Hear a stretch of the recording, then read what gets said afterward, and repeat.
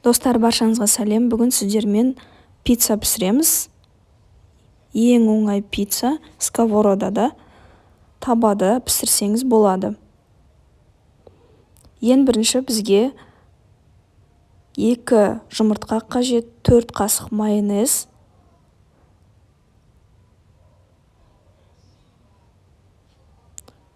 4 қасық сметана,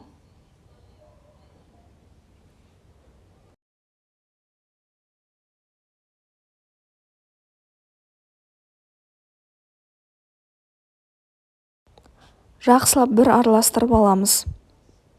Достар, маған подписка жасап, лайк қоюды ұмытпаңыздар. Болашақта жақсы рецепттермен және лайфхактармен бөлісетін боламын. Енді ең басты ингредиент ұн қосамыз, 9 қасық. Бәрі ас қасықпен өлшенеді. Видеода көріп отқандағыңыздай.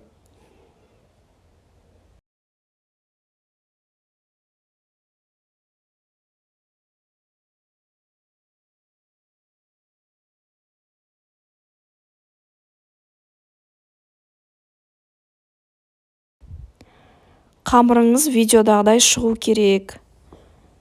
Қатты болмау керек. Сұйықтау болып келген қамыр. Сметанаға ұқсайтын кішкене қамыр болу керек.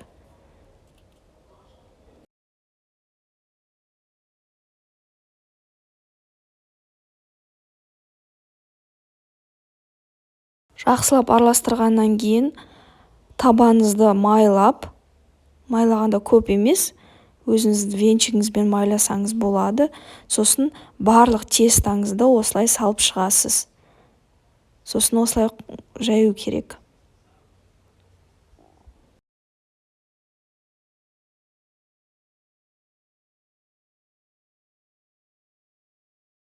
Одан кейін 1-2 қасық кетчуп қосасыз. Мен 1 қасық қостым.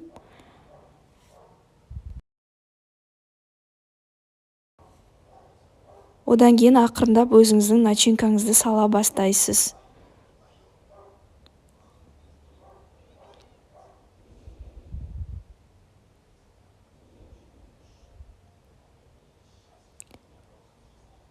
Сырыңызды қосасыз. Менде колбаса, сыр, сосын помидор қостым.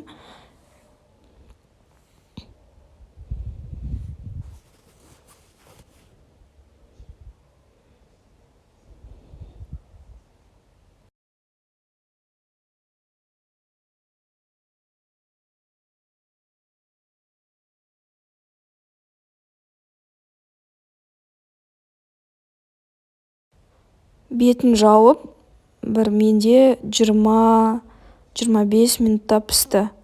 Енді сіздерде қанша минутта піседі, ол өзіңіздің сковородаңызға байланысты. Сыр толықтай еру қажет. Осындай өте әдемі пицца шықты. Достар, маған подписка жасап, лайк қоюды ұмытпаңыздар.